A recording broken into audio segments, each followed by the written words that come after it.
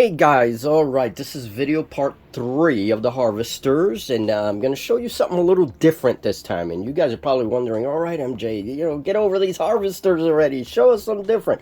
Well, today I do want to show you a conversion, and I'm going to show you something very important. And let's start with that, because this Harvester is in leaping mode. And some parts are still drying, but one of the comments that I received in the last video, it was a very good comment, and it was a good question.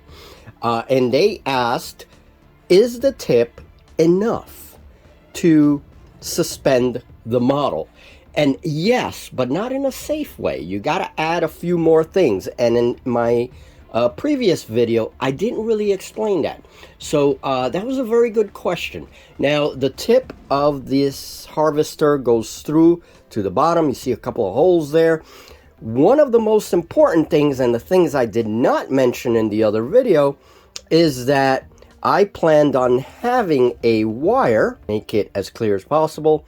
So that wire there, that's a paper clip, and that goes through the base, right? And it represents some kind of pipe or something that's been bent. That has to be painted later.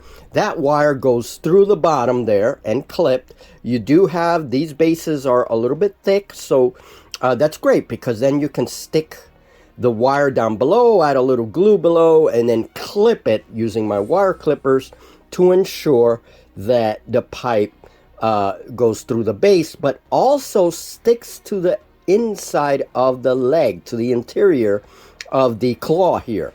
All right, so that's an extra support.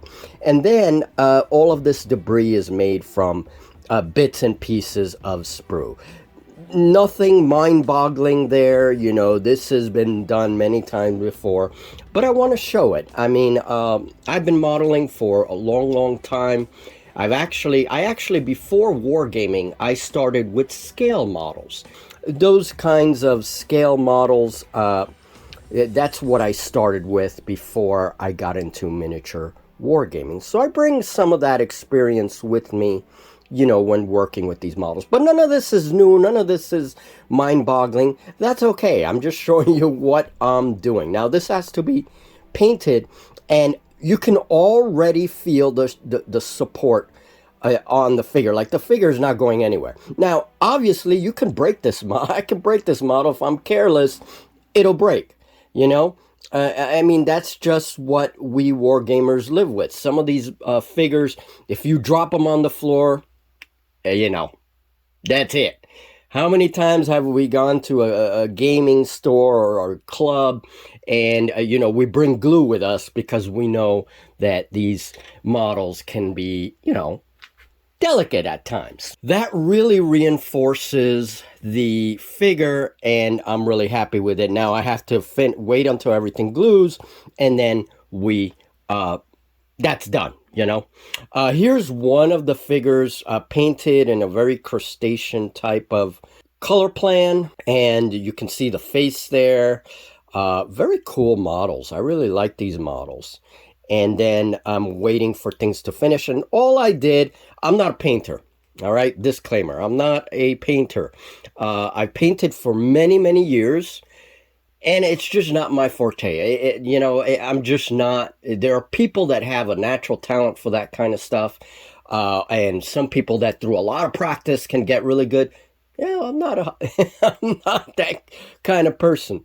But I did do some, again, none of this is mind-boggling or different in any way, but I took my Cassandra Yellow by Citadel. It's an ink wash, and I did not wash the whole model. All I did were the edges of the carapace with the ink and some of the edges along the legs and some of the spines, just to give it that little hint of, you know, ink, of color. And I may not paint all of them exactly the same. There may be some variation in the colors, but here is one example. And I like to show this because, you know, you get to see the painted models. Look at that expression. That thing is hideous.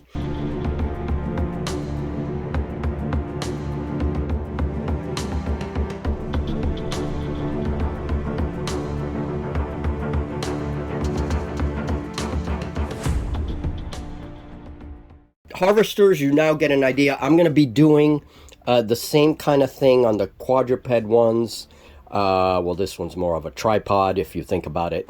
But I'm going to be doing the little debris decorations, and that's going to tighten them up. And then I want to show you guys this conversion. Okay. Now, this is like a centaur creature. And how I achieved this is I took a Mantic Games Nightstalker box, which I'm working on next, because these guys are going to be part of this army. All right. Took that Nightstalker, took one Nightstalker body and head and the limbs, and basically I made a centaur-like creature with the body of a harvester. Now I added extra legs.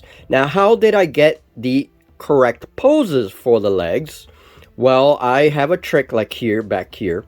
I have a trick. I used heat very carefully, and using heat to bend certain joints on these legs instead of cutting them and doing the green stuff, which I don't use green stuff anymore. It's way too expensive, which I could have. I could have cut the leg at the joint and then re-sculpted and all that good stuff.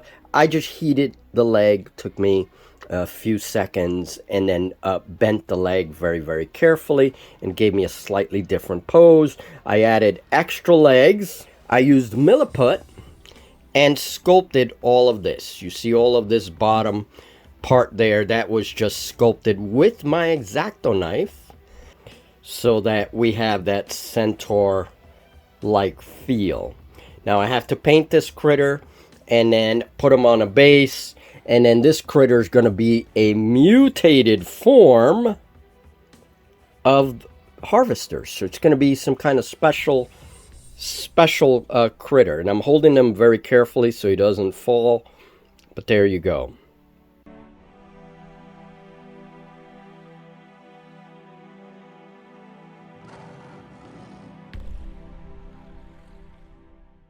It almost looks like a Drider. It could be used in a fantasy game, like a mutated Drider or something like that.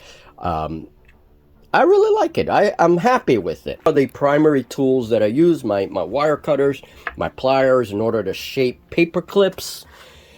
You get these very, very inexpensively. I work with the lowest budget possible. And of course, these were donations, so I'm very grateful to the supporter that donated these models. So a lot of miniature work coming. Little by little, I'll post different things and my work on different scales. All right.